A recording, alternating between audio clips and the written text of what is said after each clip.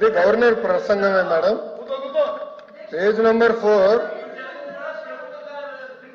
గురుగారు దళితులపైన ఎవరు దాడి చేశారు అందరూ తెలుసండి. కూర్చోండి కూర్చోండి కూర్చోండి స్వామి కూర్చోండి.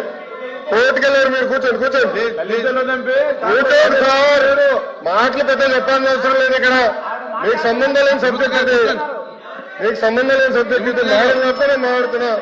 నేను మేడం గారితో చర్చిస్తున్నా. మీరు దళితుల పైన మీరు దాడి చేసి దళితులు గుండు కొట్టించిన వ్యక్తి మీరు మారుతారా? మీరు మారుతారా? మీరు మారుతారు అధ్యక్ష? మీరు ఎట్లా మారుతారు? మీరు దయచేసి కూర్చోండి. చాలా స్పష్టంగా చెప్తున్నా. ఎందుకు మారుతారు? మీరే మాట్లాడేది. మీరు ఒక ఎత్తు, ఇంకొక ఆయనేమో డైరెక్ట్ గా సవాన్ని డోర్ డెలివరీ చేశాడు. అలాంటి వాళ్ళు కౌన్సిల్ ఉన్నారు. సభ్యుడేమో డోర్ డెలివరీ కూడా చేశారు. అవసరం లేదు మాట్లాడేది. హలో బ్రదర్, కోర్టుకెళ్ళింది మీరు. లోకేష్ గారు ఫ్యాక్ట్ చెప్తున్నా.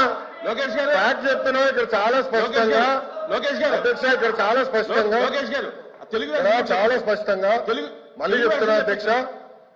అధ్యక్ష నా దగ్గర ఇంగ్లీష్ ఉంది, నేను చదువుతున్నాను. మళ్ళీ చెప్తున్నా.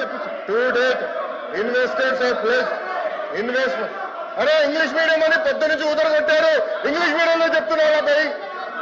మీ సభ్యులు లేరు. ఇంగ్లీష్ మీడియం గురించి ఊదరగొట్టారు కదా పొద్దున. మళ్ళీ ఇంగ్లీష్ మీడియం చదవలేరా? అరే పొద్దున ఇంగ్లీష్ మీడియం అన్నారు. అరే ఇంగ్లీష్ లో చెప్తే భయపడతారు. ఏ భాషలో చెప్పాలి కదా? గవర్నర్ గారు చదివింది ఇంగ్లీష్ లో.